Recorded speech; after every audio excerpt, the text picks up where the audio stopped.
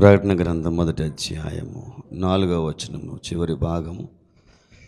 ఆయన సింహాసనం ఎదుటనున్న 7 ఆత్మల నుండి మహోన్నతుడా నీకు వందనాలు. కొద్ది సమయం మీరు మాతో మాట్లాడి మమ్మల్ని బలపరిచి నీ సాక్షిగా వాడుకోనమని ప్రార్థన ఆలకించిన ప్రభు అయిన యేసు నామములో అడుగుచున్నాను పరమ తండ్రి, ఆమేన్. దేవనామమున మీ ఎల్లరికును శుభములు కలుగును గాక. ప్రకటన గ్రంథ ధ్యానములు మనము క్రమముగా నేర్చుకుంటూ ఉన్నటువంటి తరుణము. 7 ఆత్మలు, ఆ ఆత్మలు చేసేటువంటి పని ఏమిటి అని గత వారములలో మనము నేర్చుకున్నాం. మరింత లోతుగా అధ్యయనము చేయడానికి మనం ముందుకు వెళదాం. 7 అనేటువంటిది ఎందుకు అంత శ్రేష్టమైనది అని అంటే, ఆయనకు గల 7 ఆత్మల యొక్క ప్రత్యక్షత కనుక. అందుకని ఆయన 7 వారములను కలుగు చేశాడు, అనగా 7 రోజులు. అదేవిధంగా మనం బైబిల్ నందు అధ్యయనము చేయగలిగితే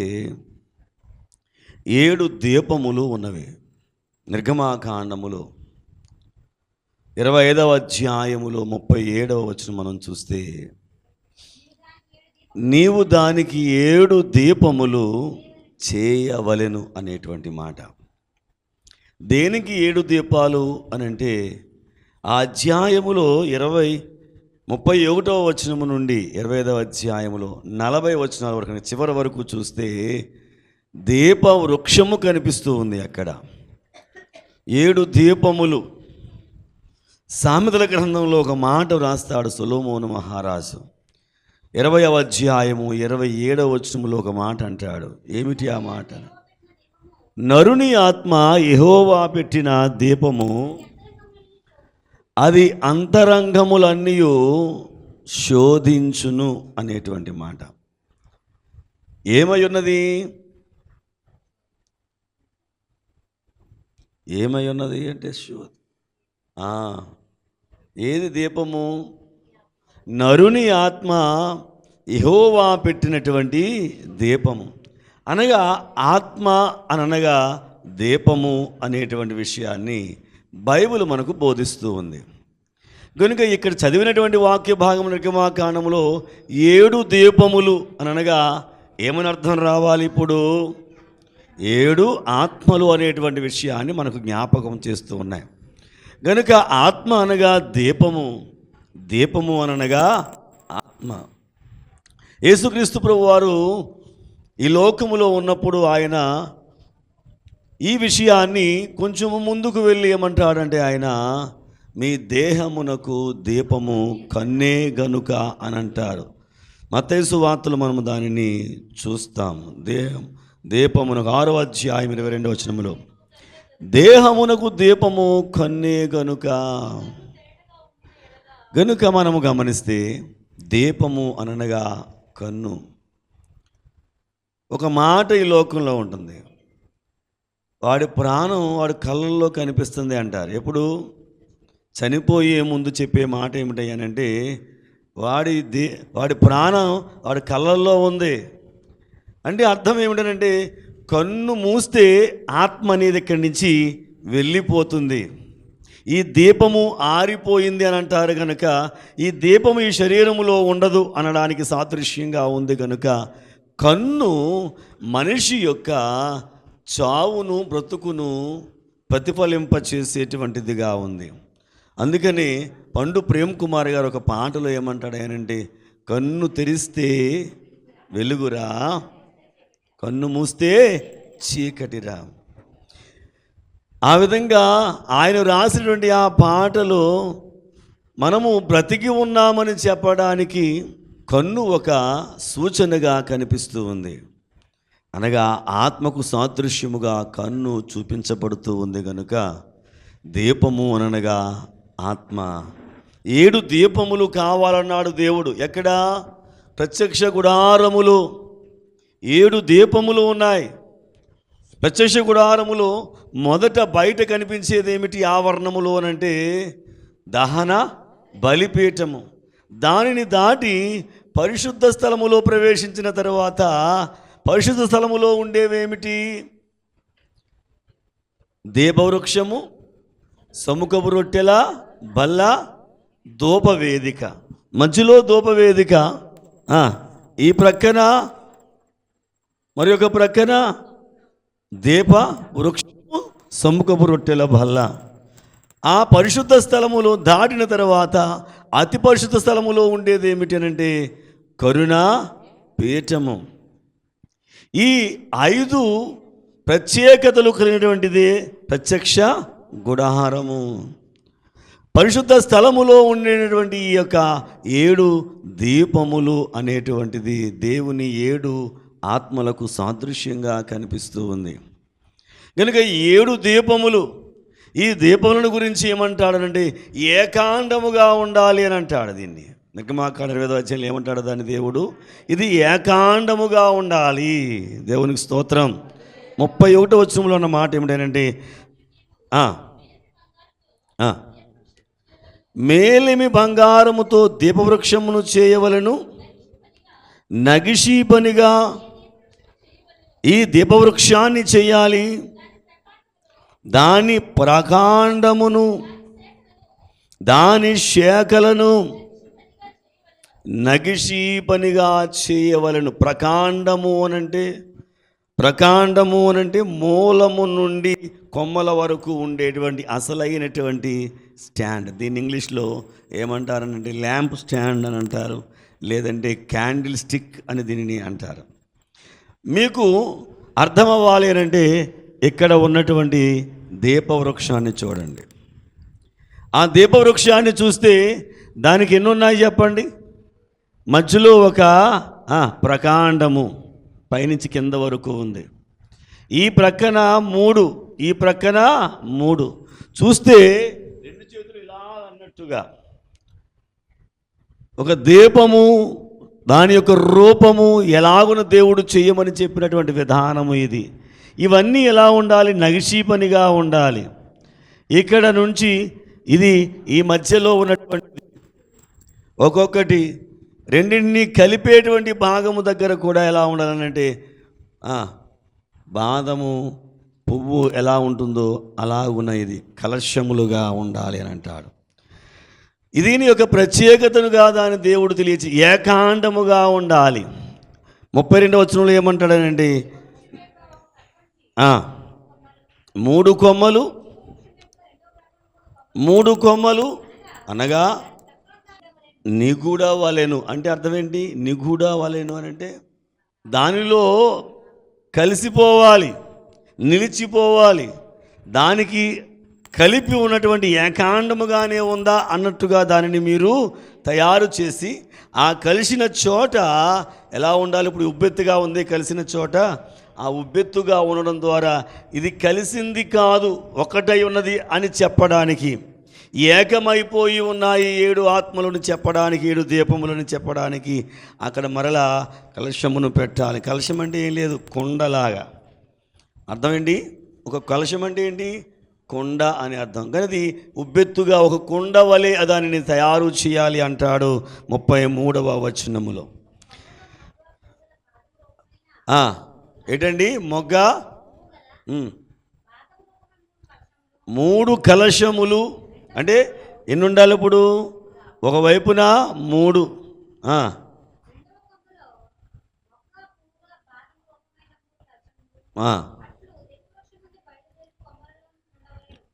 ఈ ప్రక్కన 3, ఆ ప్రక్కన 3, ఈ ప్రక్కన 3, ఆ ప్రక్కన 3, ఈ ప్రక్కన 3. అంటే ఒక్కొక్క కొమ్మలో 3 వేసి ఉన్నాయి. అంటే 3 ఎంత? 9. ఈ ప్రక్కన 9. సరే, నేను లోతుగా వెళ్ళను కానీ దాని వివరాల్లోనికి వెళితే 9 ఏమిటి, ఆత్మ ఫలాలు ఇవన్నీ విషయం కాదు, కానీ మీకు ఇప్పుడు సమయం కాదు కనుక మీకు మామూలుగా ఈ విషయాన్ని చెబుతున్నాను. దీపవృక్షం గురించి మళ్ళీ ప్రత్యేకంగా ఒకసారి మనము ధ్యానించినప్పుడు మోషే ధ్యానాలలో దాని గురించి వివరంగా సవివరంగా తెలుసుకుందాం. అయితే మనం ఇక్కడ ధ్యానించాల్సిన విషయం ఏమిటంటే దీపము అనగా ఆత్మ కనుక ఆ దీపస్తంభమును ఎలా తయారు చేయాలో దేవుడు చెప్పాడు. అందుకని 7 దీపములను దేవుడు ఏర్పాటు చేశాడు. 8 కాదు, 6 కాదు, 9 కాదు, 7. ఎందుకనగా ఆయనకి ఎన్ని ఆత్మలు ఉన్నాయని అనగా 7 ఆత్మలు ఉన్నాయి కనుకనే 7 రోజులు చేశాడు. 7 ఆత్మలు ఉన్నాయి కనుకనే 7 దీపములను ఏర్పాటు చేశాడు. ఈ దీపమే ఏమై ఉన్నదంటే ఆత్మగా ఉంది కనుక ఆత్మ దీపముగా దీనిని దేవుడు సిద్ధము చేశాడు. ఈ దీపవృక్షానికి కావలసింది ఎంత బంగారము అనంటే 40 వీసెల బంగారము కావాలి అన్నాడు. 39 వచ్చిన మనం చూస్తే కనుక ఇదంతా చేయడానికి ఉపకరణం చేయడానికి 40 వీసెల. వీసె అంటే ఎంత? వెండి పసిడి ఇవిగో వేషమైనను నాకై ఉండవలనని కోరను. వేషము అనంటే 365 మిల్లీగ్రాములు. ఎన్ని గ్రాములు అంటే మనం ఎవరినైనా చులకనగా చేయడానికి ఏమంటాము అంటే వేషమెత్తు బంగారం కూడా లేదు వీడి దగ్గర అని అంటారు. ఏంటి వేషమెత్తనంటే 365 మిల్లీగ్రాములు అంటే అసలు గ్రాముకు ఎన్ని? 1000 మిల్లీగ్రాములు. ఒక గ్రాముకు ఎన్ని మిల్లీగ్రాములు?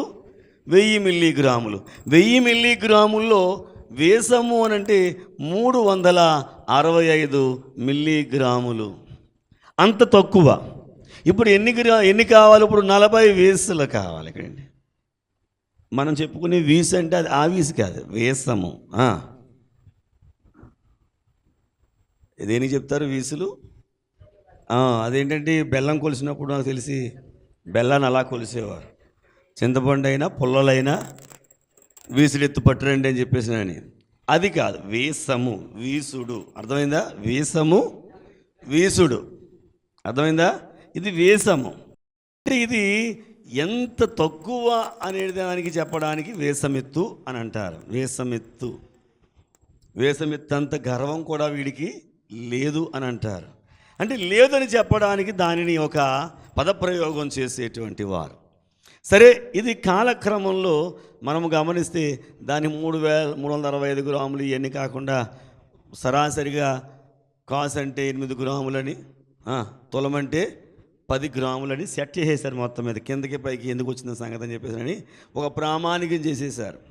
అయితే దీని ప్రకారం చూస్తే 365 మిల్లీగ్రాములు అనగా ఎంత బంగారం కావాల్సి ఉంది? ఇప్పుడు ఇక్కడ 40 వీసులు అంటే ఇంచుమించుగా 146 గ్రాములు. ఎంతండి? 46 గ్రాములు. 146 గ్రాములు అని అంటే మన కాసుల లెక్కలు చూస్తే 18 కాసుల 25 మిల్లీగ్రాములు. మనకు తులాల లెక్కలో చూడాలంటే 14 తులాల 6 గ్రాములు. ఇదంతా మనకు అవసరం లేదు, కానీ మీకు దీన్ని తాపడం చేసి ఈ దీపవృక్షానికి ఏం చేయాలి? అది సరిపోవాలంతే. 40 కంటే ఎక్కువ కూడదు, తక్కువ కాకూడదు. 40 అనగా మండలం, పరిపూర్ణం, అంతే కావాలి దానికి.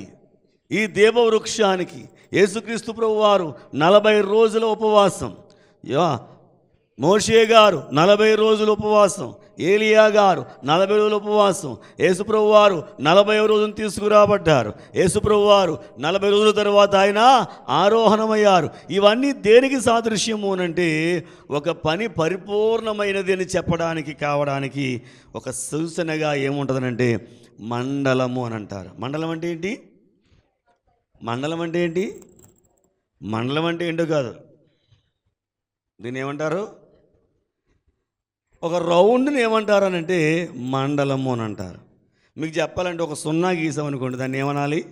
మండలం. అంటే ఎక్కడ ప్రారంభించబడిందో మరలా తిరిగి అలా రౌండ్గా వచ్చి అక్కడ ఆగిపోవడాన్ని మండలము అని అంటారు. అనగా వృత్తము. ఇవన్నీ మండలములోనికి వస్తున్నాయి. అంటే పరిపూర్ణం అయిపోయింది. మధ్యలో ఎక్కడైనా ఆగిపోయింది అనుకో, పరిపూర్ణము కాదు. అనగా ఈ దీపవృక్షము పరిపూర్ణమైనదిగా ఉన్నది. దేవుని యొక్క సేవ చేయడానికి 40 రోజులు పరిపూర్ణం. ఆయన మరణించి తిరిగి లేచిన తర్వాత 40 రోజులు పరిపూర్ణం. 40 రోజులు ఏలియా ఉపవాస దీక్ష ద్వారా గొప్ప శక్తిని ఆయన సంపాదించుకున్నాడు. మోషే 40 రోజుల ఉపవాసము ద్వారా దేవునితో సహవాసము చేసి ఆజ్ఞలను మనకి తీసుకుని వచ్చాడు. కనుక పరిపూర్ణతకు సాదృశ్యంగా ఉంది. కనుక ఈ దీపవృక్షం కూడా ఎలా ఉండాలని దేవుడు కోరుకున్నాడనంటే పరిపూర్ణముగా ఉండాలి. అనగా 7 ఆత్మలు ఉన్నాయి అనంటే అవి పరిపూర్ణమైపోయినట్టుగా లెక్క, సంపూర్ణమైనట్లుగా లెక్క. అపరిపూర్ణము కాదు అని చెప్పడానికి దేవుడు ఈ దీపవృక్షాన్ని వాడుకున్నాడు. సరే, మన యొక్క సబ్జెక్టులోని మనం కొంచెం ముందుకు వెళితే ఆత్మ అనగా దీపము అని చెప్పబడింది. కనుక 7 దీపముల సంగతి మనకి ఇక్కడ కనబడుచు ఉన్నది. కొత్త నిబంధనలో కూడా, ప్రకటన గ్రంథంలో కూడా చాలా పర్యాయాలు 4వ అధ్యాయము 5వ వచనంలో మనం చూస్తే బయలుదేరుచున్నవి ఏమున్నాయటండి? సింహాసనములో 7 దీపములు ప్రజ్వరిల్లుచూ ఉన్నవి. అనగా సింహాసనం మీద ఏమున్నాయి? ఇప్పుడు దేవుని 7 ఆత్మలు ఉన్నాయి. ఆ ఆత్మలు ఎలా కనిపిస్తున్నాయి అంటే దీపముల వలె కనిపిస్తూ ఉన్నాయి. బైబిల్లో చెప్పబడిన ఒక మాట ఎప్పుడూ కూడా మరొక మాటకు వ్యతిరేకంగా ఉండదు. సామెతల గ్రంథములో సొలొమోను మహారాజు రాసినటువంటి మాట ఆత్మ అనగా దీపమని చెప్పాడు. గనుక 7 దీపములు 7 ఆత్మలు గనుక ఆ దీపములు సింహాసనములో నుంచి ప్రజ్వరిల్లుచున్నాయి. గనుక 7 ఆత్మలు సింహాసనము మీద ఆసీనులుగా ఉంచబడ్డాయి. 7 దీపములు కనిపిస్తూ ఉన్నాయి. 7 దీపములు కూడా ఏకాండముగా చేయబడ్డాయి. ఈ 7 దీపములు ఒకదానికి ఒకటి ఏమై ఉన్నాయనంటే అనుసంధానమైపోయి ఉన్నాయి. చూడడానికి ఒక్కటిగానే కనిపిస్తూ ఉంది. 7 ఆత్మల పనితీరు 7 రీతులుగా ఉంటూ ఉంది.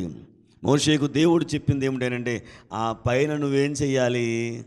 దీపములను పెట్టాలి అన్నాడు. దానికి కత్తెర చెయ్యాలన్నాడు. దానికి కావలసినటువంటి ఈ సామానులు ఏమైతే ఉన్నాయో ప్రదీపమునకు కత్తెర లాంటివి, ఆ ఒత్తులను సరిచేయడానికి, ఇవన్నీ ఈ అధ్యాయం 25వ అధ్యాయంలో 31 నుంచి 40 వరకు ఆయన చేసి చివరిగా ఏమంటాడు? చివరి వచనం 40వ వచనంలో ఏమంటాడు ఆయనంటే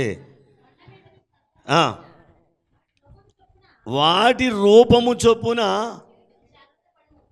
ఏంటండి? చేయుటకు జాగ్రత్త పడుము.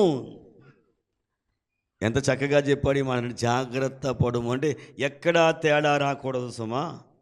ఎక్కడ తేడా వచ్చినా ఇది విడిపడిపోయి ఉంది అన్నట్లుగా కనిపిస్తుంది. అలా కనిపించకూడదు. 7 ఆత్మలు ఒక్కటే రీతిగా ఉన్నాయి. ఈ విషయములను చాలా జాగ్రత్తగా చెయ్యాలి. ఎందుకనంటే 7 దీపములు దేవుని యొక్క 7 ఆత్మలు గనుక అంత ప్రత్యేకత ఉన్నది. అందుకని 7 ప్రోక్షణలు చెయ్యాలన్నాడు దేవుడు. 7 ఆత్మలు గనుక ఏమన్నాడు దేవుడు?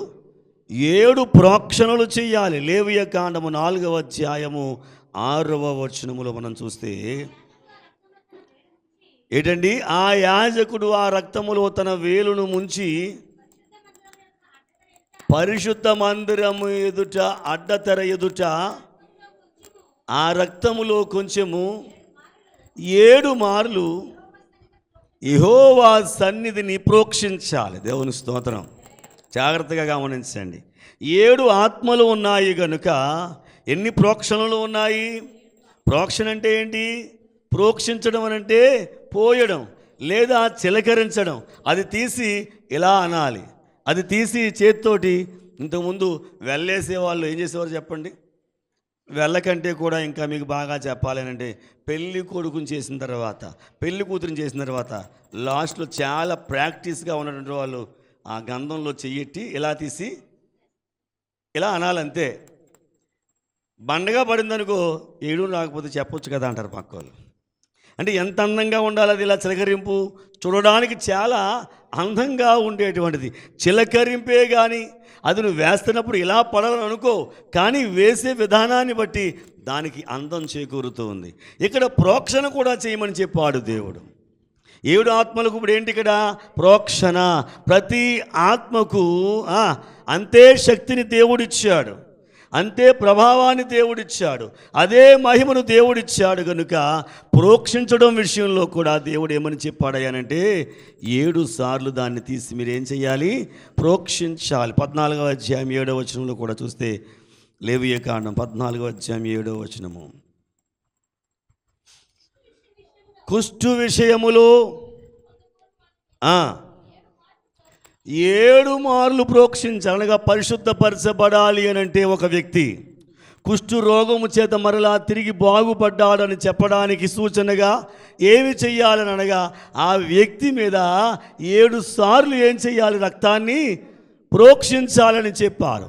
అనగా మనిషిని చేసినప్పుడు దేవుడు 7 ఆత్మల గురించి మీకు చెప్పాను. 5 ఆత్మలు మనిషి శరీరంలో ఏ విధంగా పెట్టాడో, పంచేంద్రియాలను ఎలాగను దేవుడు 7 ఆత్మలు ప్రభావితం చేస్తున్నట్లుగా చేశాడో, 6వ దినము దేవుని జీవాత్మ మనిషిలోనికి వచ్చిందో, 7వ రోజున దేవుడు పరిశుద్ధపరిచాడని చెప్పినట్లుగా ఈ మనిషి పవిత్రపరచబడాలి అనంటే, పరిశుద్ధపరచబడాలి అనంటే, కుష్టు రోగము లేదని చెప్పబడాలి అనంటే 7 సార్లు ఏం చేయబడాలి, ప్రోక్షించబడాలి. అందుకని యేసుక్రీస్తు ప్రభువారు మన యొక్క పాపముల నిమిత్తము శిలువ మ్రాను మీద ఆయన మరణించినప్పుడు 7 సార్లు ఆయన మాట్లాడడం ద్వారా ప్రత్యేకమైన ప్రోక్షణ ఈ మానవుని మీద ఉంది. 7 మాటల అభిషేకము ఈ మానవుని మీదకి చిలకరించబడింది.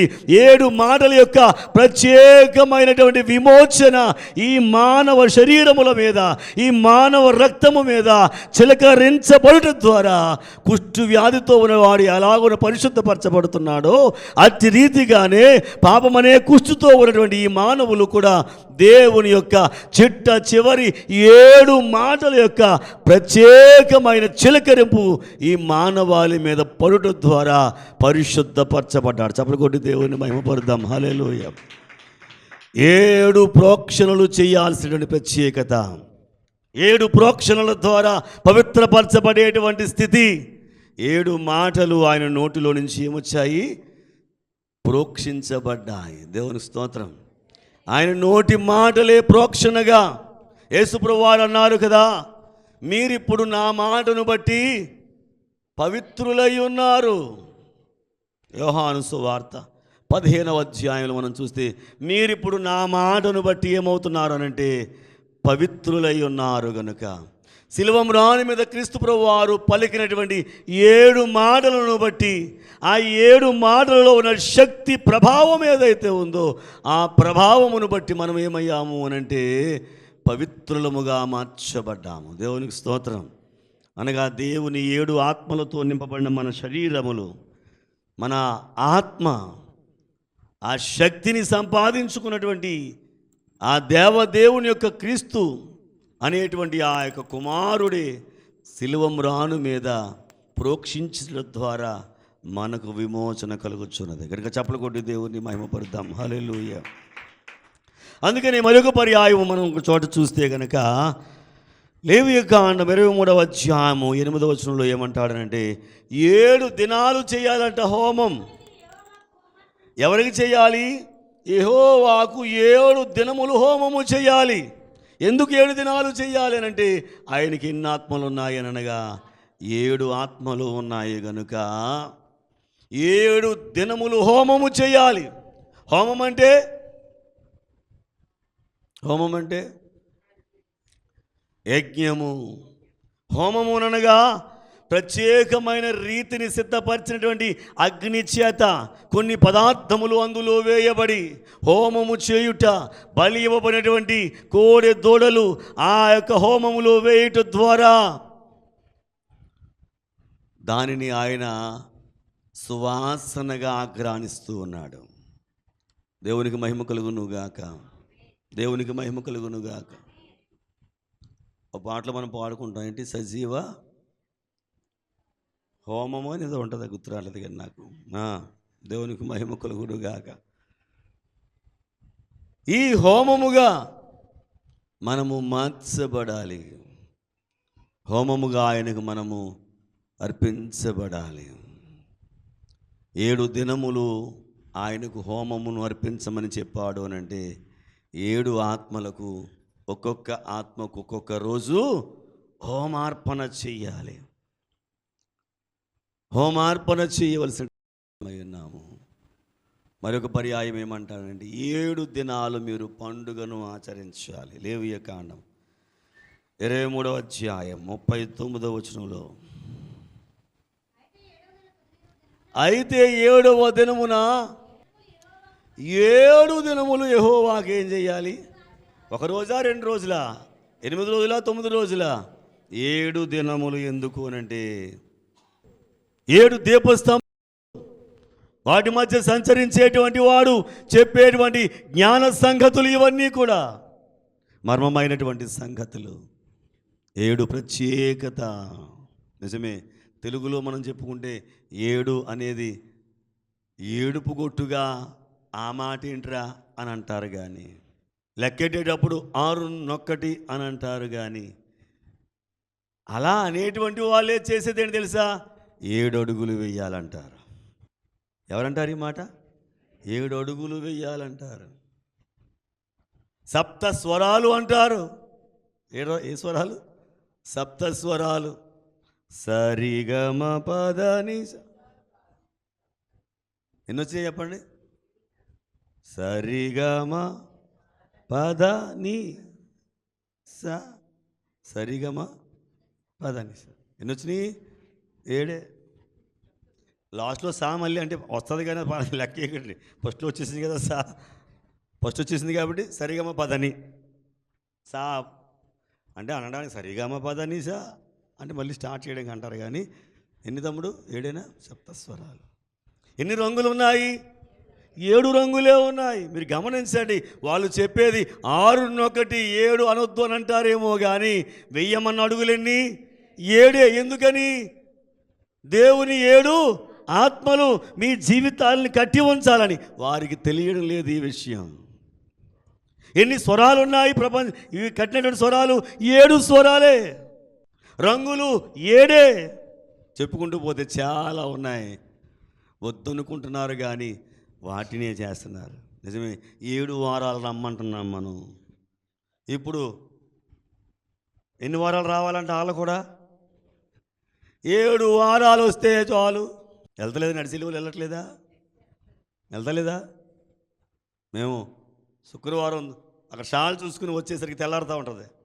మాకు ఎక్కడి నుంచో జనాలు కనిపిస్తూ ఉంటున్నారు. అలాగా ఏంటంటే 7 వారాలు వెళితే అనుకున్నాయి జరుగుతాయి. ఎవరెట్టారు ఇది 7 వారాల సంగతి అంటే? ఇక్కడి నుంచే వచ్చింది. 7 ఆత్మల గలవాడు చెప్పు సంగతులు ఇవన్నీ కూడా. కనుక తెలియకుండానే వీళ్ళు ఏం చేస్తున్నారు అంటే 7 ఆత్మలలో 5 ఆత్మలేంటి? పంచభూతాలు. వాటిని ఏం చేస్తున్నారు అయ్యానంటే దేవుళ్ళుగా పోలుస్తున్నారు. కానీ దేవుని 7 ఆత్మలలో 5 ఆత్మలు దాని మీద పని చేస్తున్నాయి. తెలియకుండానే ఏం చేస్తున్నారు అయ్యానంటే కానీ దానిని చూసి పూజించకూడదు. దానిని ప్రభావితము చేసే దేవుని ఆత్మను ఏం చేయాలి అంటే మనము పూజించాలి. అది చేయకుండా జ్ఞానంలో ఉండిపోతున్నారు. కనుక దేవుని 7 ఆత్మల యొక్క ప్రత్యేకత ఎంత స్పష్టంగా దేవుడు మనకు కలుగజేసి చూపిస్తున్నాడు. ఇంత ప్రత్యేకత ఉంది కనుకనే 7 ఆత్మలకు రోజుకు 7 సార్లు మనం ఏం చేయాలనంటే స్తుతుల సింహాసనము వేయడం నేర్చుకుందాము. తద్వారా మన గతిని మరి ఇంకా పెంచుకుందాము. అటు దీవెన దేవదేవుడు మనకిచ్చి నడిపించునుగాక. ఆమేన్. మహోన్నతుడా నీకు వందనాలు. మాతో మాట్లాడిన తండ్రి, మమ్మల్ని బలపరిచిన తండ్రి, 7 ఆత్మల యొక్క స్థితి ఏమైనదో, ఎందుకు 7 ప్రత్యేకతో, 7 ప్రోక్షణలు, 7 హోమములు, 7 దినముల పండుగ, 7 జ్ఞానస్తంభములు, 7 స్తుతులు దినమున కొని ఒక్కొక్కటి మాకు నేర్పి రోజున ఒక గొప్ప సంగతి తెలియచేశారు. మీరు బలపరిచి నడిపించమని వాక్యమైన యేసు నామములో వేడుకొనుచున్నాను పరమ తండ్రి. ఆమేన్.